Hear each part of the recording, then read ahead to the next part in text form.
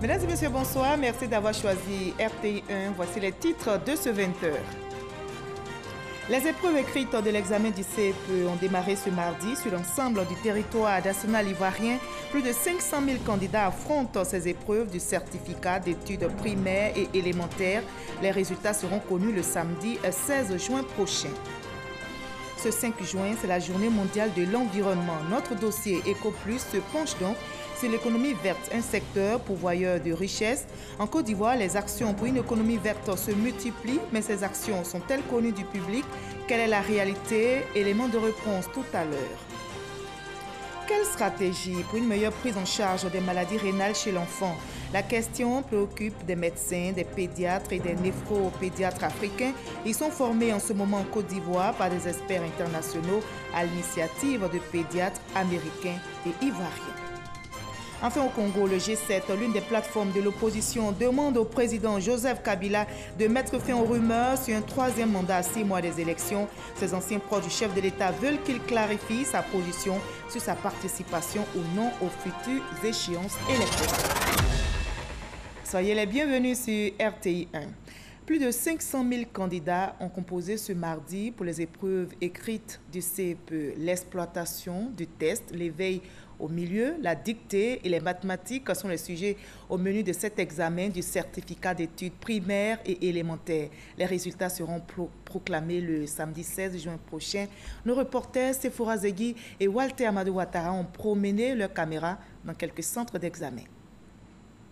8 h du matin, ce mardi 5 juin, la sirène du centre d'examen EPP Aboboté 1 dans la commune d'Abobo donne le top départ de l'épreuve écrite du certificat d'études primaires et élémentaires CEPE. Chefs de centre, surveillants et élèves sont tous présents. Ce matin, tous les enfants sont là avec les 39 surveillants et nous avons lancé déjà le sujet d'exploitation des tests.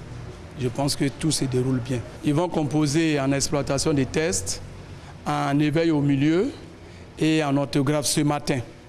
Le soir, ils vont faire l'épreuve de mathématiques. Après vérification par un élève que l'enveloppe est bien scellée, Kandia Kamara, ministre de l'Éducation nationale, de l'enseignement technique et de la formation professionnelle, procède à son ouverture. Elle distribue elle-même les copies aux élèves. Quelques conseils d'usage et les élèves peuvent commencer. Aujourd'hui, c'est le démarrage. Nous espérons et nous prions pour cela que tout se déroule dans d'excellentes conditions et que surtout nous ayons de très bons résultats. Mais je suis optimiste parce que nous avons eu une année très calme, une année scolaire apaisée. Les enseignements se sont bien déroulés, il n'y a pas eu assez de perturbations. Après Abobo, cap sur le plateau. Ici, dans ce centre, des candidats bien particuliers attirent notre attention. Ils sont non-voyants et composent dans les mêmes matières que les autres élèves. Eux, ils sont non-voyants, donc ils n'ont pas accès aux épreuves en noir. Donc il y a une transcription qui est faite au préalable par des techniciens. Et ensuite, après ça, ils peuvent composer maintenant comme les autres. Les élèves d'Abobo, comme ceux du plateau, trouvent les épreuves abordables. Mes parents peuvent compter sur moi parce que je sais que je peux avoir mon examen. L'épreuve n'est pas difficile lorsque j'ai commencé à lire. Je traite l'épreuve d'exploitation de tests.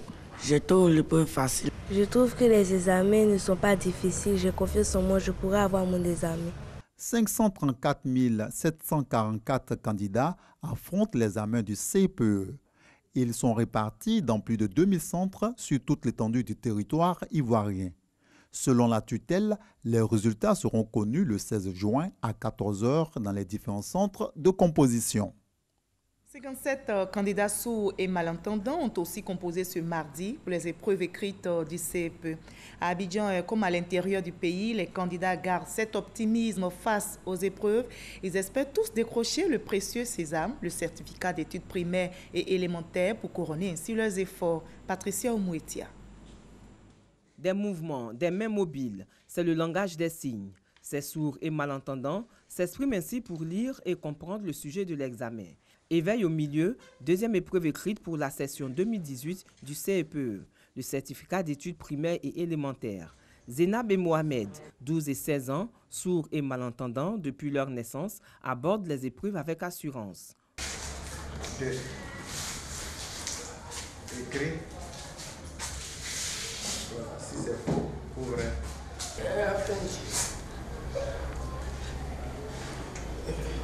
C'est facile qu'il comprend le sujet. Les épreuves ont débuté ce matin à 7h30 par l'exploitation de tests. Les sourds et malentendants sont soumis aux mêmes épreuves que les autres candidats. Le langage des signes, seul moyen d'expression pour ces personnes en situation de handicap. Nous communiquons avec la langue des signes. Donc de ce fait-là, le handicap qui se présentait à eux n'est plus un prétexte puisqu'il n'y a plus de handicap à communiquer avec les autres. Ils sont soumis aux mêmes évaluations que les enfants dits normaux. Et ce sont les mêmes programmes scolaires qui sont dispensés dans les écoles ordinaires que nous dispensons à l'école ivoirienne pour les sourds. Taux de réussite du certificat d'études primaires et élémentaires, session 2017, 100% l'an dernier chez les sourds et malentendants. Ces examens au CEPE ouvrent ainsi le bal des examens à grand tirage de l'édition 2018. Les enseignants qui ont donné le savoir à ces élèves sont honorés. Tenez-vous bien à Tanda, les enseignants de l'enseignement préscolaire et primaire ont été célébrés. C'était le 1er juin dernier. Une journée d'hommage leur a été dédiée pour l'excellence du travail accompli. Ils ont été encouragés par le ministre Kobena Kwasi Adjoumani. Sidonie Davila. Ils étaient à l'honneur ce début de mois de juin, les enseignants du préscolaire et du primaire de Tanda. Une fête de retrouvailles au moment où les vacances pointent à l'horizon pour célébrer l'excellence à l'école. Parrain de cette cérémonie, le ministre Kobena Kwasi Adjoumani, professeur de lettres de formation. En sa présence, les donneurs du savoir ont rappelé les défis et les challenges de l'inspection. Cette inspection a relevé des défis et challenges en 4 ans. 2015, 3e meilleure inspection de Côte d'Ivoire. Décoration par l'éducation nationale de Madame la directrice Boni Maternelle Tanda 1, 17 mai 2017. Meilleure inspection de Côte d'Ivoire. Chers directeurs et enseignants, continuez toujours à braver vents et marées pour apporter la bonne éducation aux enfants de Tanda, afin d'être toujours en phase avec l'idée. L'éducation est l'arme la plus puissante pour changer le monde. Le métier d'enseignant est un véritable sacerdoce, selon Kobena Kwasi Adjoumani. Le ministre des Ressources animales et halieutiques salue le mérite des enseignants. Les enseignants font un travail remarquable. Nous avons toujours été distingués au niveau de l'éducation nationale dans le cadre des prix qui sont donnés. Et je crois que nous avons besoin de venir les soutenir, de venir les encourager et également de leur permettre de disposer d'un minimum pour faire face aux besoins quotidiens. L'inspection de l'enseignement préscolaire et primaire compte 561 enseignants. Au cours de cette cérémonie, hommage a été rendu à 7 d'entre eux qui font valoir leur droit à la retraite. Diplômes et autres récompenses leur ont été offerts pour cette fin de carrière. Ce mardi 5 juin, c'est la journée mondiale de l'environnement. Cette édition 2018 est consacrée à la lutte contre la pollution plastique. En Côte d'Ivoire, le slogan national est une Côte d'Ivoire sans plastique. Cela est possible. La célébration officielle a eu lieu dans la commune du Plateau. La ministre de la Salubrité, de l'Environnement et du Développement durable, Anne-Désirée Ouloto, invite les populations à abandonner les sachets plastiques à usage unique, responsables de la pollution de nos océans et à plutôt utiliser les sacs biodégradables. Compte rendu de notre reporter Grace Kando dans nos prochains journaux. La célébration de la Journée mondiale de l'environnement s'est tenue également en Inde. Le thème principal choisi est la pollution plastique. Environ 6 millions de tonnes de déchets plastiques non recyclables. Ils sont produits chaque année. Dans le monde, ce sont plus de 8 millions de tonnes de plastique qui sont déversées dans les océans, causant la mort de 100 000 mammifères marins et 1 million d'oiseaux de mer. Ici en Côte d'Ivoire, le gouvernement ivoirien accentue la sensibilisation afin de réduire de toute urgence la production de plastique représentant une menace pour notre environnement. Le message a été entendu par des établissements scolaires dans la commune d'Atekoubé. Des élèves ont été distingués à l'issue d'un concours de salubrité. Guy-Roger Nguessan, Godefroy Okambawa. l'école primaire publique Abobo-Doumé, Lagune 1, et l'école primaire privée Belle-Maryse, lauréate de la première édition du concours de salubrité. Ces deux établissements ont relevé le défi de la propriété des classes et de l'hygiène environnementale. Les 95 établissements que compte l'inspection d'enseignement préscolaire et primaire d'Atekoubé étaient en compétition. L'enjeu, éveiller les consciences du monde éducatif sur l'importance de l'assainissement de l'environnement scolaire, facteur d'attractivité et de succès pour les enfants. Les enfants sont à l'aise dans une classe propre. On a essayé tant bien que mal d'embellir la classe. Et puis aujourd'hui, nous sommes élus gagnants de ce concours. Nous allons allier et activité cognitive et activité ludique. Au total, faire de l'école un art de paix pour l'épanouissement des enfants. Autre volet de la compétition, la finale du concours génie en herbe remportée par l'école BC1.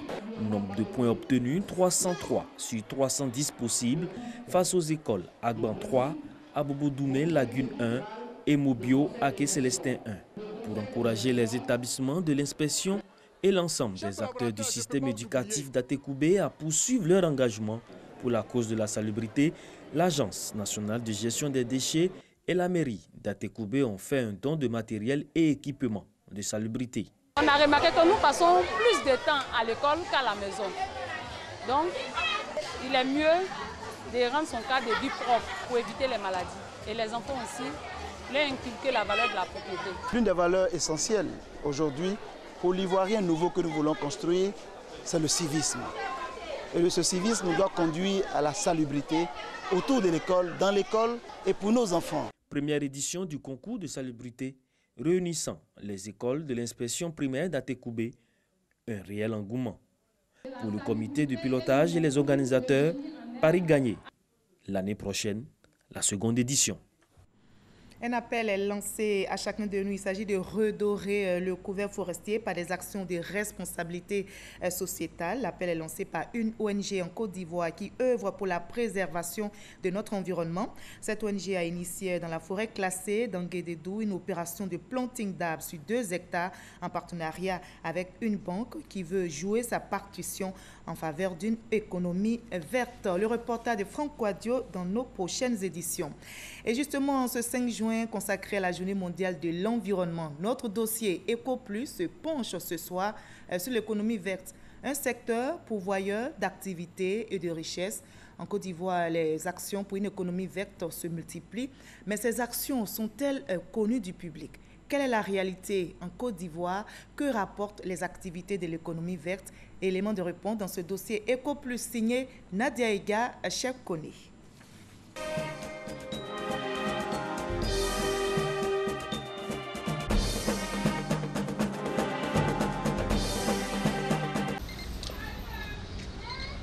C'est bon? C'est bon? Oui. 12 heures à Bobo-Belleville.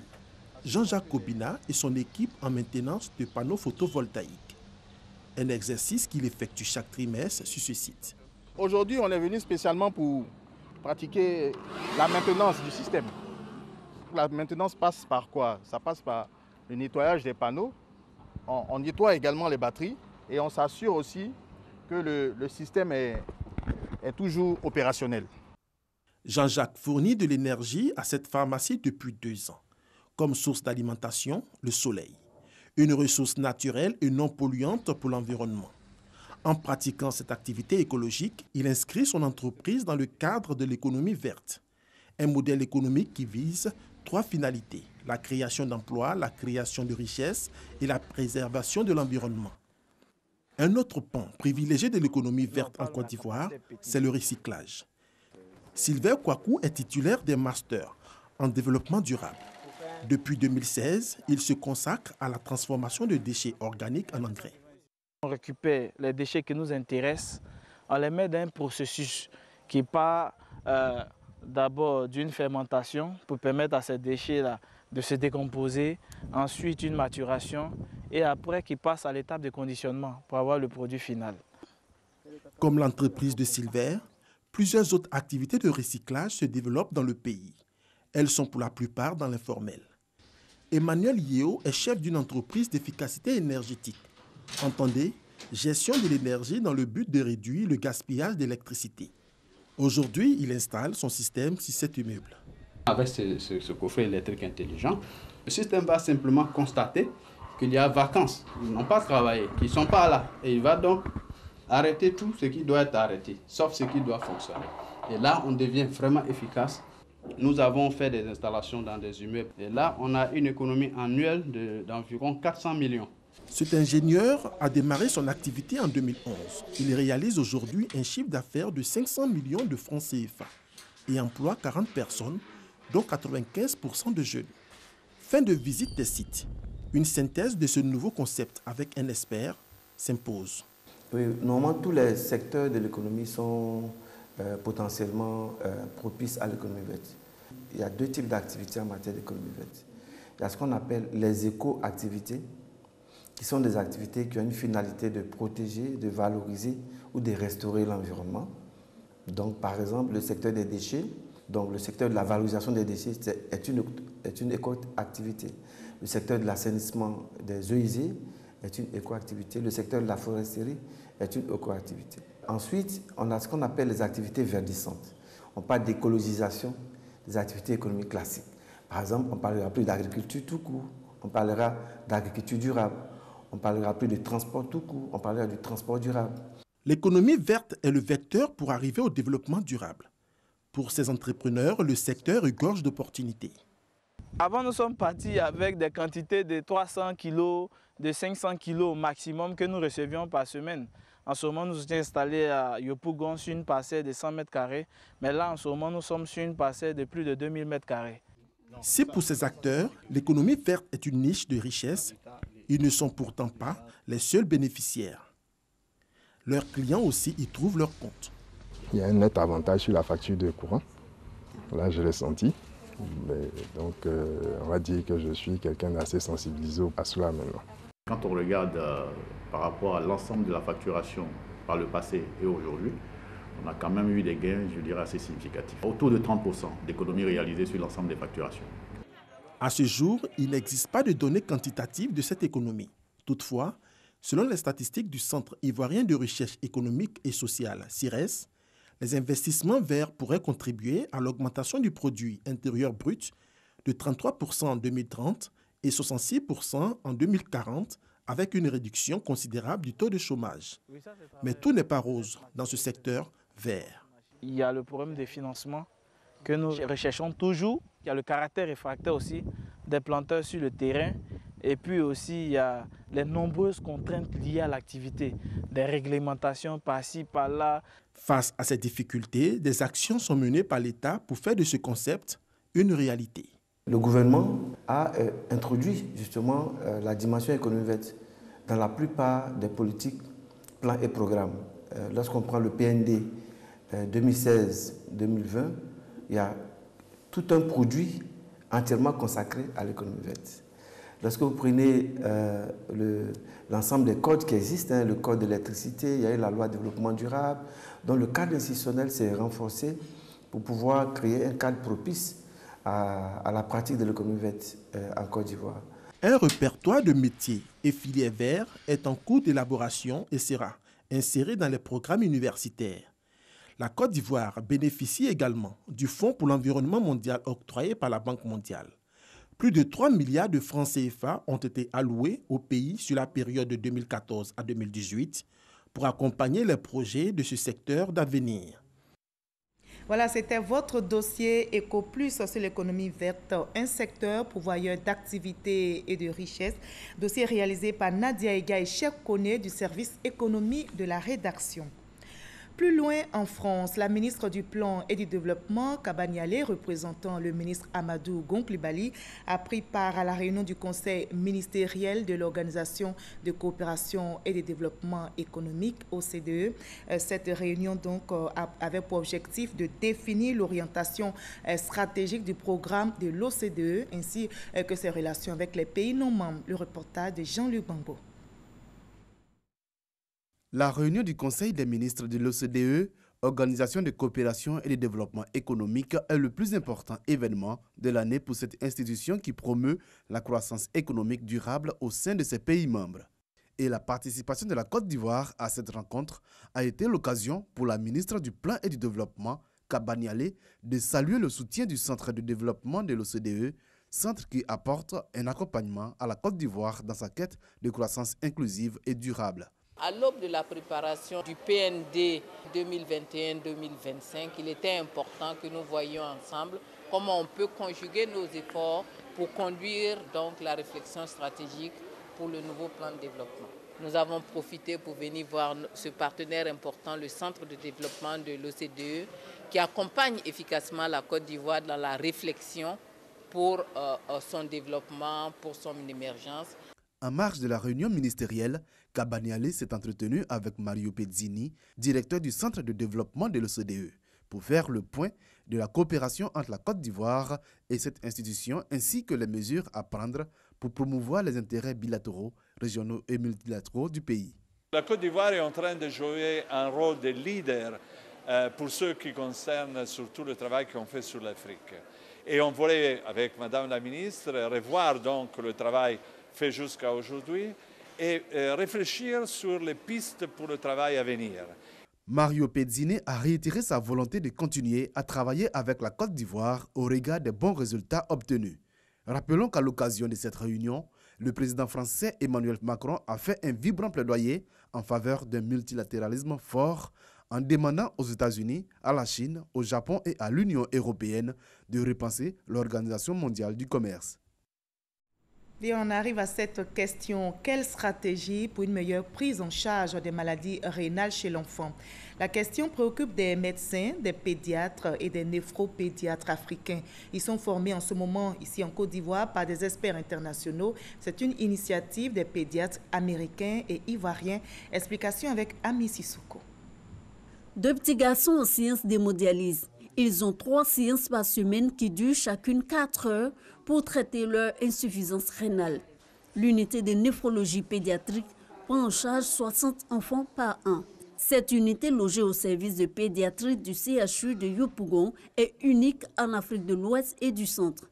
C'est une des rares unités en Afrique subsaharienne qui applique cette technique de l'hémodialyse de l'enfant. En Afrique centrale, en République démocratique du Congo, c'est maintenant qu'il commence la dialyse péritonéale chez l'enfant. Et au Bénin également, la dialyse de l'adulte est subventionnée par l'État de Côte d'Ivoire et ça coûte 1 750 pour l'adulte et 80 000 francs encore pour l'enfant où ce n'est pas subventionné. La néphrologie pédiatrique étudie les maladies des reins de l'enfant. C'est une discipline peu connue qui nécessite une formation à l'étranger pour les spécialistes ivoiriens. En 10 ans d'existence, l'unité de néphrologie pédiatrique du CHU de Yopougon ne compte que 3 néphropédiatres. Un effectif insuffisant qui rend la prise en charge des malades difficile. L'opinion publique pense que la maladie rénale est une affection de la personne âgée et on ne pense pas que l'enfant peut être exposé. Aujourd'hui, c'est reconnu que c'est une maladie qui pose un problème de santé publique, mais qui se voit également depuis l'enfance. Et un enfant traité tôt et guéri ne sera jamais l'adulte qui va présenter une insuffisance rénale. Pour combler les besoins en formation, on a recours à des expertises internationales. Le Tichinko, au cours international de néphrologie pédiatrique, permettant de former infirmiers, médecins généralistes, chirurgiens, pédiatres, urologues et néphropédiatres. Le médecin prescrit la séance de dialyse, mais c'est l'infirmier qui est auprès du malade, qui touche à la machine, qui prépare la machine. Donc, il est important que nos infirmiers soient familiarisés à ces machines et aux techniques d'encadrement et de soins infirmiers du patient. La formation de mise à niveau allie théorie et pratique. Ici, autour de leurs formateurs américains, français, italiens, libanais, marocains, sud-africains et espagnols, 125 praticiens ivoiriens et de 8 autres pays d'Afrique. On connaît presque tout et en temps réel. La différence, c'est la disponibilité, par exemple, d'expertise et ou de matériel. Donc, il faut apprendre, par exemple, à faire ce type de thérapie, même avec très peu de moyens ou de moyens qui sont très pauvres. Cette coopération nous permet d'homogénéiser les prises en charge et puis de permettre à faire une dialyse péritonéale dans un pays qui ne se fait pas, une hémodialyse dans un pays qui ne se fait pas. Donc ça nous permet vraiment d'améliorer la prise en charge des enfants africains. 48 heures d'échange sur la pratique de la néphrologie pédiatrique en Afrique. Experts et apprenants le consacrent à mettre en place un nouveau protocole de prise en charge des pathologies des reins de l'enfant en Afrique. L'ancien protocole étant jugé trop occidental, loin donc des réalités africaines. Au chapitre politique de ce 20h, les militants du PDCI RDA de l'Indénié-Diablin se sont réunis pour apporter leur soutien au projet du parti unifié. Réunis donc à la mairie d'Abangourou, les militants du PDCI RDA affichent clairement leur volonté de voir le projet du parti unifié se concrétiser. Sidonie Davila. Ils étaient au rendez-vous du PDCI à l'appel du tam-tam parleur dans la cité royale l'Indénié-Diablin. Dévoués pour servir leur leader, les militants, élus et cadres du PDCI RDA sont déterminés à faire écho de leur engagement pour le parti unifié et à militer pour la création de cette formation politique des oufouettistes. Lorsque le président Ouattara et son aîné, le président Bédié, deux visionnaires, se conceptent et proposent de rassembler en un grand mouvement, le RHDP, tous les enfants de cet illustre disparu, nous devrions les suivre, appuyer leurs propositions qui n'a pour seul et unique objectif que de perpétuer la paix, gage de développement de la Côte d'Ivoire. Un argument renforcé par les fils de l'Indénié-Diablin qui disent également approuver l'idée du parti unifié. Je souhaite personnellement que ce qui a été dit ici soit suivi des faits au niveau de nos militants, de tous les partis. Cessons les récriminations, laissons nos présidents travailler. Nous sommes tous témoins des efforts de ce bond qualitatif que la Côte d'Ivoire a fait en moins de 10 ans de pouvoir RHDP. Nous, dans l'Indénié-Diablin, nous avons bénéficié de beaucoup d'infrastructures. Il faut donc que tous ceux qui se réclament de l'héritage de Félix Houphouët-Boigny restent ensemble pour encore plusieurs années pour permettre à la Côte d'Ivoire de continuer son développement. La position des cadres de la région rassure les partis associés du RHDP, en tête le RDR. Mamadou Touré a réaffirmé l'engagement de son parti au projet du parti unifié. Quand nous sommes soudés, nous gagnons. Quand nous sommes désunis, la Côte d'Ivoire perd. C'est sur ce message d'union que nous voulons lancer aujourd'hui. L'opération d'identification, un autre message clé de cette rencontre du PDCI. Fixé du 18 au 24 juin prochain, les jeunes, notamment les nouveaux majeurs, ont été appelés à s'inscrire sur la liste électorale pour leur permettre d'accomplir leur devoir civique. Sur place ici à Abidjan, la coalition patriotique pour l'émergence a procédé récemment à sa sortie officielle. C'était dans la commune de Yopougon. Ce mouvement patriotique entend concilier les idéaux de la gauche et de la droite. Aussi veut-il fédérer en son sein toutes les sensibilités politiques. Par ailleurs, la CPE appelle les nouveaux majeurs à se faire enrôler massivement. Ahmed Traoré et Franco Adio pour le reportage.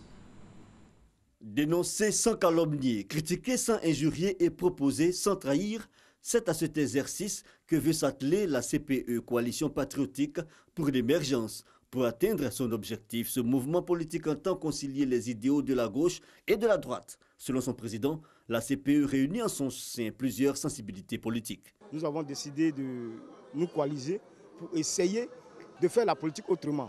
Parce que la crise post-électorale nous a enseigné certaines situations. Pour nous, l'opposition ivoirienne a pour rôle de critiquer, proposer et puis bâtir avec ceux qui dirigent. Mais nous constatons que c'est la politique de la chaise vide. Non à tout, boycotter tout. Il y a les élections municipales qui arrivent. On aspire à avoir des postes aussi. Mais quand on regarde dans leur démarche, ils ne sont pas prêts à aller à ces élections-là.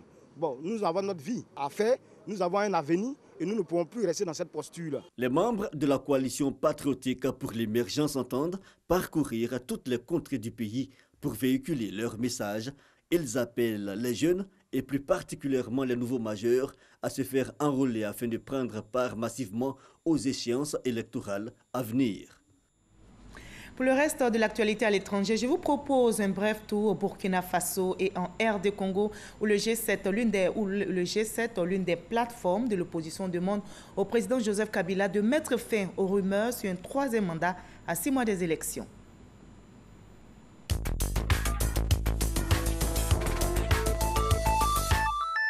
Au Burkina Faso, des chercheurs de l'Institut de recherche en sciences de la santé travaillent sur le moustique, vecteur de transmission du paludisme. Ils se préparent à lâcher dans certaines localités de l'ouest du pays des moustiques mâles génétiquement modifiés pour freiner la reproduction. Selon leurs expériences, si le moustique mâle stérile s'accomplit avec une femelle sauvage, les œufs issus de cet accouplement n'arriveront pas à maturité, ce qui devrait conduire à la disparition de 3 catégories de moustiques responsables du paludisme. Une fois finalisée, cette stratégie de lutte contre le paludisme sera mise à la disposition des autorités des pays où elle aura été approuvée selon les responsables de la recherche. En République démocratique du Congo, le G7, une des plateformes de l'opposition, interpelle le président congolais Joseph Kabila. À 6 mois des élections, les anciens proches du chef de l'État dénoncent les erreurs relevées par l'Organisation internationale de la francophonie, l'OIF, dans le fichier électoral. Pour le président du G7, Pierre Lumbi, Joseph Kabila doit fixer l'opinion de sa responsabilité dans l'avenir du pays. Fin de ce 20h, ne décrochez pas. Après ce journal, RTI1 vous propose une émission spéciale qui a pour thème inondation, glissement de terrain, responsabilité partagée entre État et population. Le présentateur, Lansine Fofana et ses 4 invités vous donnent rendez-vous à partir de 20h50.